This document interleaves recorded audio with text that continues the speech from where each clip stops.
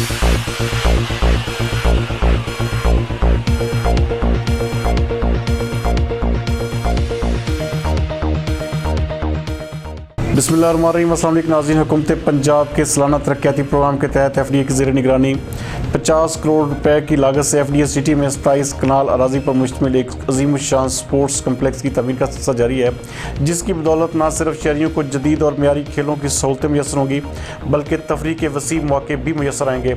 हमारे divisional bureau chief मियाँ एजाज असलम के मुताबिक इस सिलसिले में आज director general FDA Mohammad Suhail Khawaja ने स्पोर्ट्स स्टेडियम की तामीराती पेशरफ्त का जायज़ा लेने के लिए FDA सिटी का दौरा किया।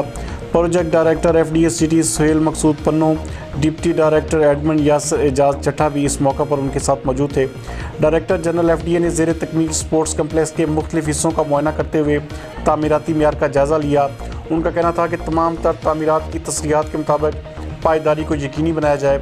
उन्होंने कहा कि इंडोर गेम्स के लिए स्पोर्ट्स कम्प्लेक्स का बड़ा तरक्याती मनसूबा बड़ी अहमियत और अफादियत का हामिल है, जो खेलों की तरवीज और तरक्की और सेहतमंद तफरीह के लिए शोबा स्पोर्ट्स फैसलाबाद में अजीम इजाफे का सबब होगा। उन्होंने मुतल्लिका अफराद को ताकीद की कि वो तामीराती अवामिल की बाकायदगी से मॉनिटरिंग करें ताकि स्पोर्ट्स कम्प्लेक्स के मेगा प्रोजेक्ट्स की तकमील में तखीर ना हो। उन्होंने फंड्स के शफाफ इस्तेमाल की भी हिदायत की और यकीन दिलाया कि हुकूमत पंजाब के बकाया फंड्स के असूल के लिए ज़रूरी इक़दाम भी किए जाएंगे।